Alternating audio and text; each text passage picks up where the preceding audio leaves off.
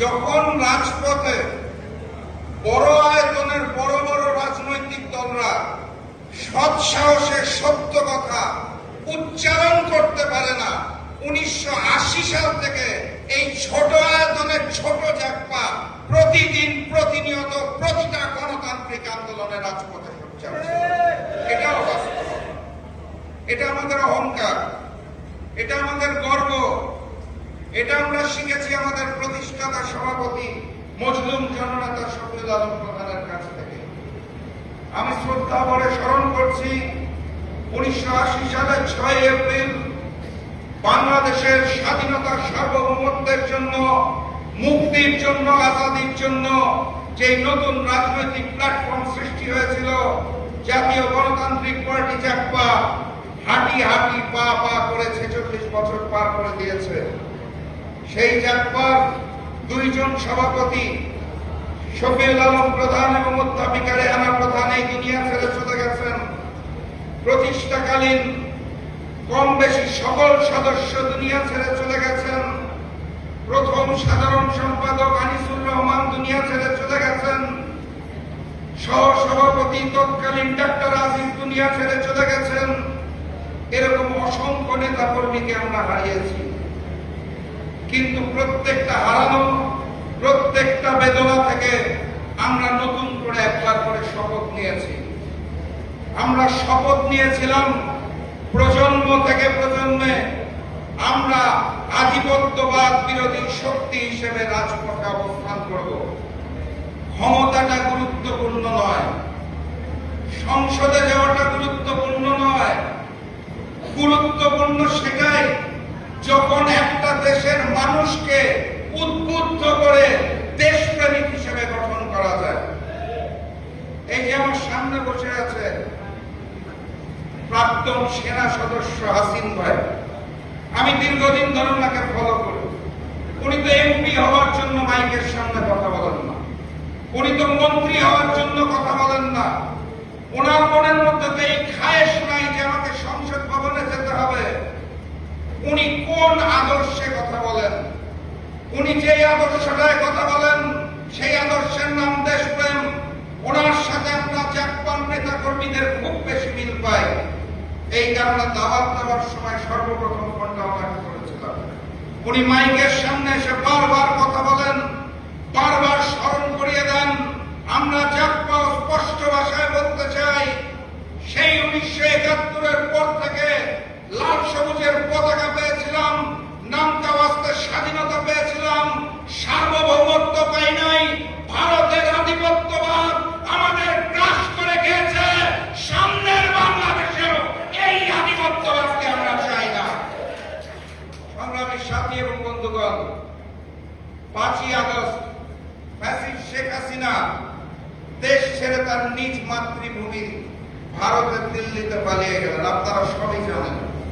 তারপরে আমরা স্বপ্ন দেখেছিলাম, আমরা আশা করেছিলাম একটি নতুন বাংলাদেশ হবে, যেই বাংলাদেশে প্রকৃত স্বাধীনতা, প্রকৃত সার্বভৌমত্ব এবং প্রকৃত গণতন্ত্র পাব। খুব আশা নিয়েছিলাম, নতুন করে স্বপ্ন দেখেছিলাম। ফেব্রুয়ারি মাসের 12 তারিখ সেই স্বপ্নটাকে তুমড়ে মুছড়ে গুঁড়ো গুঁড়ো করে দেওয়া হয়েছে। একটি ম্যানেজ ভোট আয়োজন করা হয়েছিল। এখানে যারা প্রবীণ রয়েছেন তাদের মনে থাকার কথা, তরুণরা নাও চিনতে পারে 2008 সালে একটা নির্বাচন হয়েছিল বাংলাদেশে। চমৎকার তকমা লাগানো নির্বাচন। ভোট কেন্দ্র দখল করা হয় নাই, ব্যালট বক্স আগে থেকে সিল মেরে রাখা হয় নাই, মারামারি হানাহানি কাটাকাটি কিছু হয় নাই, কিন্তু ফলাফল গণনা এবং ঘোষণার সময় পরিবর্তন করে দেওয়া হয়েছিল। সেই 2008 সালের স্টাইলে আমরা এই সর্বশেষ নির্বাচনটা দেখতে পেয়েছি। নির্বাচনের একদিন পরে নির্বাচন কমিশনে গিয়েছিলাম 11 দলের পক্ষ থেকে, বুঝার জন্য আপনাদের অনুভূতিটা কেমন। এই যে চমৎকার একটা নির্বাচন আয়োজন করলেন, ফলাফল ঘোষণার পরবর্তী 2 ঘন্টায় আমরা মনিটরিং রুমে বসে দেখলাম সংখ্যাগরিষ্ঠ না 200-রও অধিক চমৎকার ভাবে 11 দলে গিয়ে আছি। তারপর যে 1 থেকে 1.5 ঘন্টা ফলাফল ঘোষণা করা বন্ধ করে দিলেন, তারপরে যে ফলাফল পাল্টে দিলেন, আপনাদের অনুভূতিটা কেমন? নির্বাচন কমিশনে গিয়েছিলাম, সাংবাদিক ভাইদের মনে থাকার কথা, বের হয়ে আমরা প্রেস ব্রিফিং করেছিলাম। তারা আমাদের উত্তর দিয়েছিল, একটা নির্বাচন হয়েছে, দেখুন যেখানে একটাও খুন হয় না, বড় মাপের কোন সংঘর্ষ হয় না, কোন মারামারি হয় না। সেদিন মুচকি এসেছিলাম, এসে বলেছিলাম 2008-কে আরো পরিশুদ্ধ করে করবেন, সেটা আগে বললেই হতো, তাহলে আমরাও ভাবে করে প্রস্তুতি রাখতাম। তোমরা এটার কোনো পাল্টা জবাব দিতে পারে না। বাস্তবতা হচ্ছে জনগণের যে ভোটের অধিকার, ভোট প্রদান করার অধিকার দেওয়া হয়েছে, এই আঙুলের মধ্যে কালো রং লেপন করা হয়েছে, কিন্তু সেই ফলাফলটাকে ঘোষণা করা হয় নাই। সেই ফলাফল যদি ঘোষণা করা হতো, তাহলে আজকের এই ব্যানারে স্পষ্ট করে লেখা থাকতো ডাক্তার শফিকুর রহমান মাননীয় প্রধানমন্ত্রী বাংলাদেশ সরকার।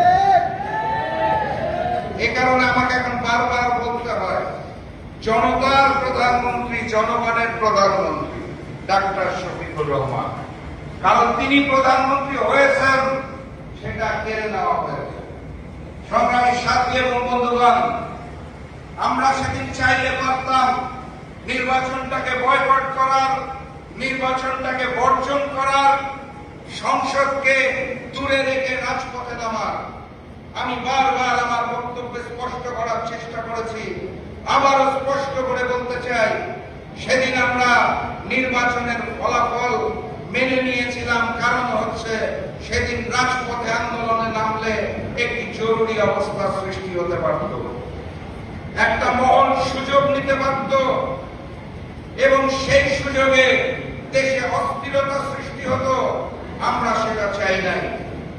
আমরা নতুন বাংলাদেশ গড়ার জন্য, নতুন বাংলাদেশের সোনালী অধ্যায় গড়ার জন্য সেদিন সিদ্ধান্ত নিয়েছিলাম, ডাক্তার শফিকুর রহমানের নেতৃত্বে যারা ফলাফলে যাদেরকে বিজয়ী দেখানো হয়েছে, প্রয়োজনে তারা সংসদে যাবে, আমরা বাকিরা রাজপথে থাকবো, প্রস্তুতি নিয়ে থাকবো।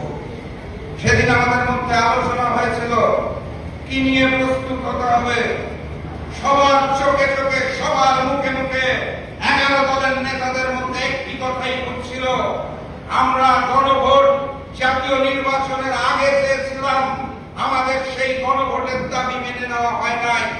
জাতীয় নির্বাচনের দিনই গণভোট আয়োজন করেছিল অন্তর্বর্তী সরকার, কারণ সেই সময় থেকেই আমরা বুঝতে পেরেছিলাম, যদি কোনো কারণে বাংলাদেশ জাতীয়তাবাদী দল বিএনপি ক্ষমতায় আসে, তারা জুলাইকে অস্বীকার করবে, তারা জুলাইকে বিক্রি করবে, তারা ভারতীয় আধিপত্যবাদের সামনে মাথা নত করবে। এই কারণে আমরা বারবার দাবি জানিয়েছিলাম, গণভোট জাতীয় নির্বাচনের আগে হতে হবে, জনগণের রায় আগে দেওয়ার সুযোগ দিতে হবে, সকল আদেশ এবং অধ্যাদেশ এগুলোকে সুন্দর মতো বাস্তবায়নের কার্যক্রম শুরু করতে হবে, তারপর জাতীয় নির্বাচন দিতে হবে। সে সময় আমাদের দাবি মেনে নেওয়া হয় না, তার ফলাফল আজকে আমরা দেখতে পাচ্ছি। সংগ্রামী সাথী এবং বন্ধুগণ, জুলাই সনদ যখন লেখা হয়, ঐক্যমত্য কমিশনে বাংলাদেশের প্রত্যেকটা রাজনৈতিক দল দীর্ঘ 8 মাস আলোচনা করে সিদ্ধান্ত নেওয়ার পরে জুলাই সনদ নির্গত করা হয়েছে।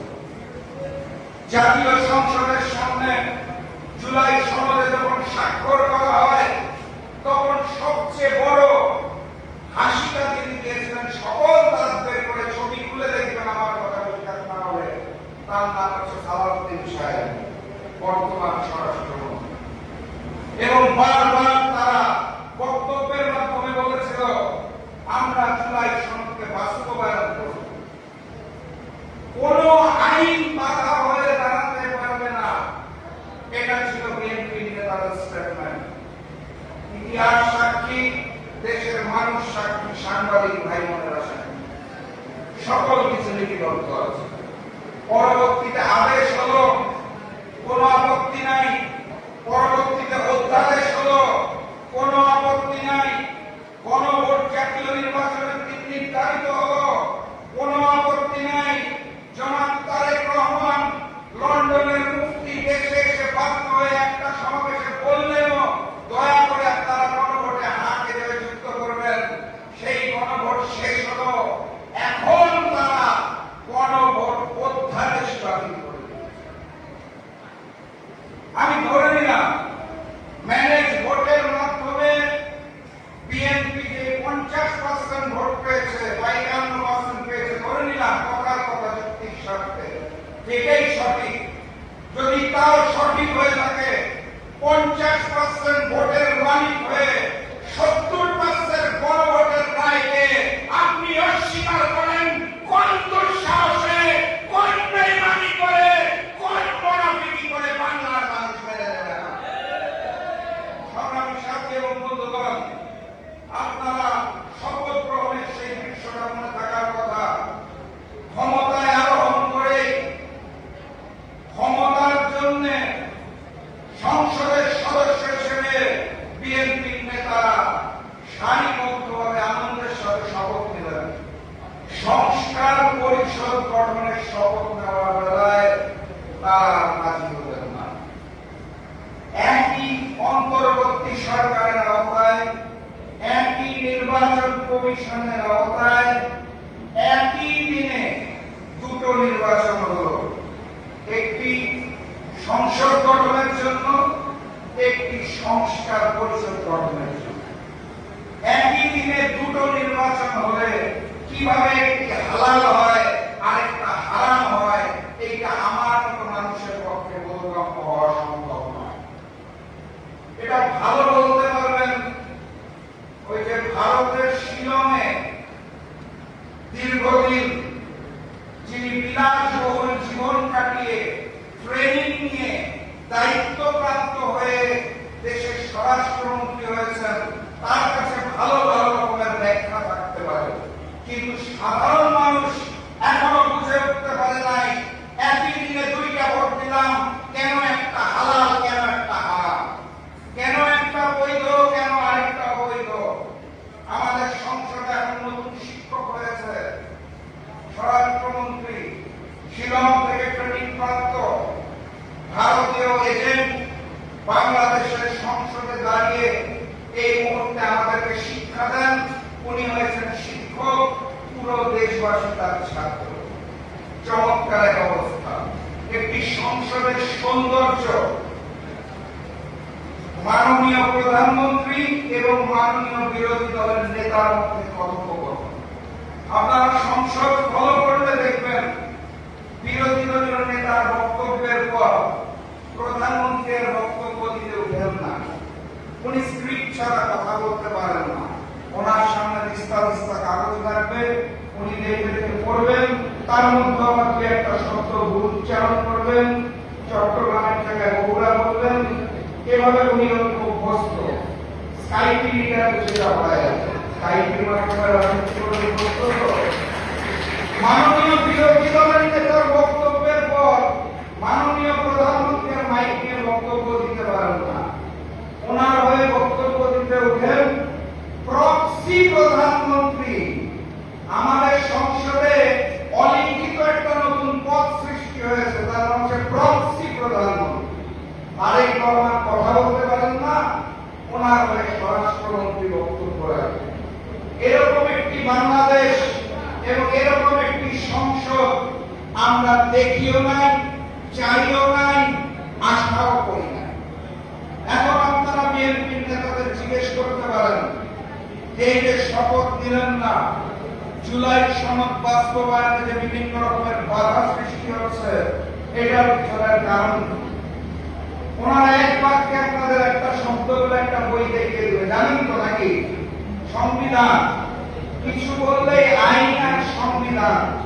সংবিধান শুনতে শুনতে আমি গভীরভাবে চিন্তায় পড়লাম, এই সংবিধানের ঘটনাটা মানে যারা বক্তব্য দেওয়ার সময় এত ভুল করে, কাগজ ছাড়া না দেখে কথা বলতে পারে না,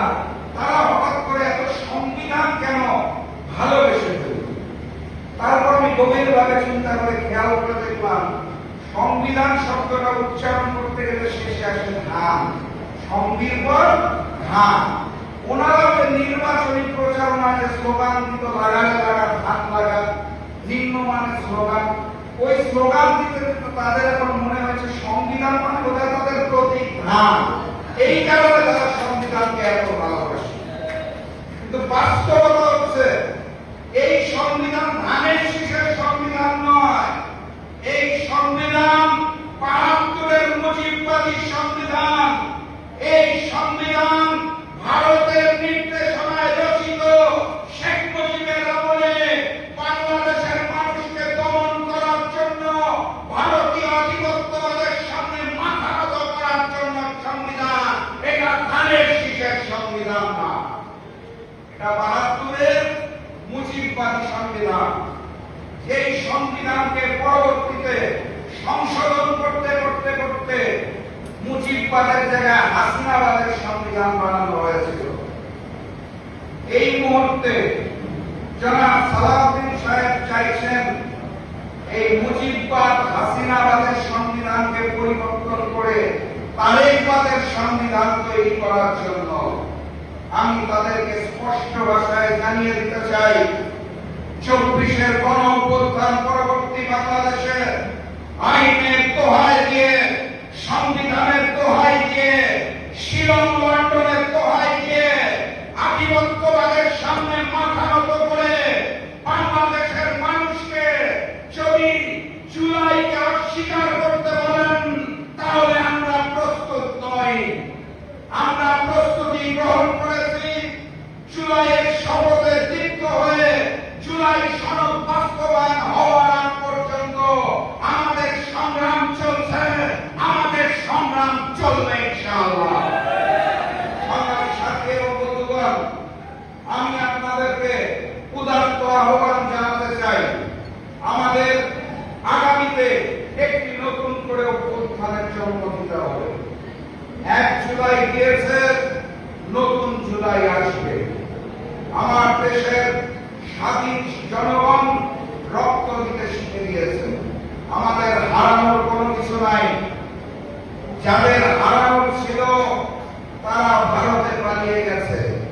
নতুন করে যারা হারাতে চায় তাদেরকে এখন চিন্তা করতে হবে কোন সংবিধান এবং কোন আইনের দোহাই দিয়ে বাংলার জনগণকে তারা থামিয়ে রাখবে।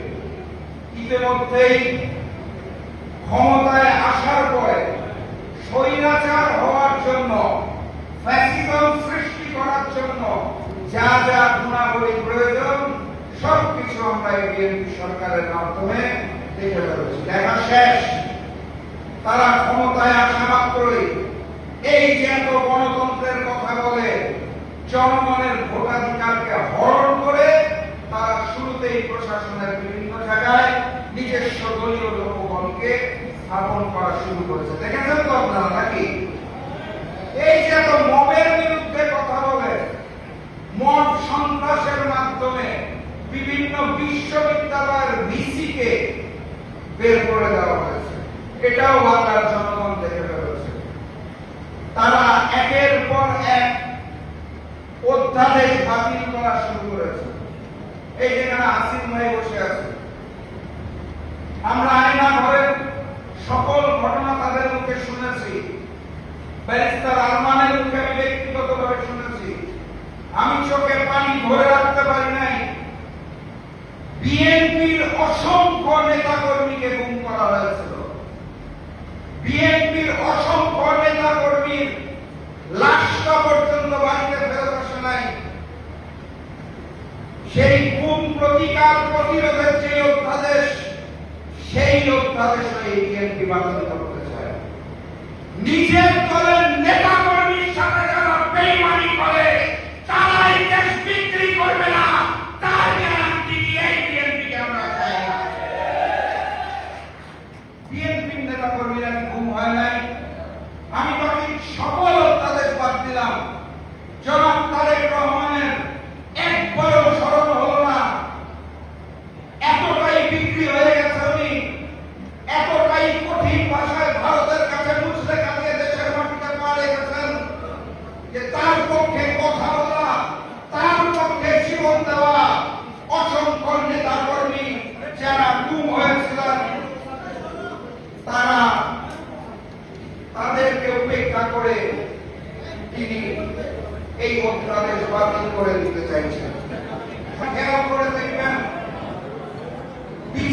বিভাগকে ব্যবহার করার জন্য সুপ্রিম কোর্টের আইনজীবী নিয়োগের যে স্বাধীনতা ছিল সেখানেও সরকারি হস্তক্ষেপ সেই অধ্যাদেশ বাদ দিয়ে দেওয়া হচ্ছে। অর্থাৎ তারা বিচার বিভাগকে ব্যবহার করতে চায়, তারা নতুন করে স্বৈরাচার হতে চায়। বিরোধী দলকে দমন করার জন্য পুলিশকে নিয়ে যে অধ্যাদেশ করা হয়েছিল সেই অধ্যাদেশকেও তারা বাদ দিয়ে দিচ্ছে। একের পর এক বিভিন্ন অধ্যাদেশকে বাতিলের মাধ্যমে তারা নতুন করে স্বৈরাচার হয়ে উঠতে চায়, তারা নতুন করে ফ্যাসিজমের জন্ম দিতে চায়। আর এই যে জুলাই সনদ জানি আমাদের নতুন করে এখন আন্দোলনে নামতে হচ্ছে, সেটা তারা একেবারে অক্ষরে অক্ষরে বাস্তবায়ন করল। অথচ তারা সংস্কার পরিষদের শপথ নিতেই রাজি হয় না। এমন এক অথর্ব সংসদ আমরা পেয়েছি যেখানে বিরোধী দলের নেতার বক্তব্যের পর সরকার দলের নেতা ভয়ের চোটে মাইক হাতে দিতে পারে না, মাইক পাঠিয়ে দেয় স্বরাষ্ট্রমন্ত্রীর কাছে।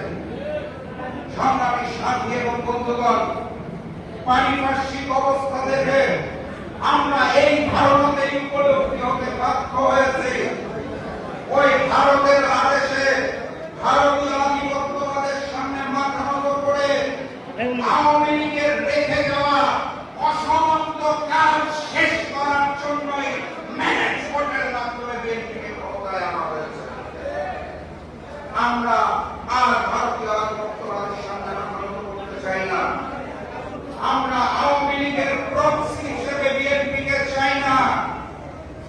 আমরা তারেক রহমান প্রধানমন্ত্রীর প্রক্সি হিসেবে প্রক্সি প্রধানমন্ত্রী সালাউদ্দিন সাহেবকে চাই না। শিলং থেকে ট্রেনিং নিয়ে এসে ওই ভারতীয় নেতার হাতে আমরা বাংলাদেশকে দিতে চাই না। 1 জুলাই গিয়েছে, আরেক জুলাই আসতে যাচ্ছে। আমি আজকে এই 46তম প্রতিষ্ঠা বার্ষিকীর মঞ্চ থেকে চারপার সকল নেতা কর্মীকে স্পষ্ট ভাষায় জানিয়ে দিতে চাই, আরো একটি অভ্যুত্থান করতে হবে, আবারও আজাদির বিজয় ছিনিয়ে আনতে হবে, ইনকিলাব জিন্দাবাদ বলে ঝাঁপিয়ে পড়তে হবে, নতুন বাংলাদেশকে স্বাধীন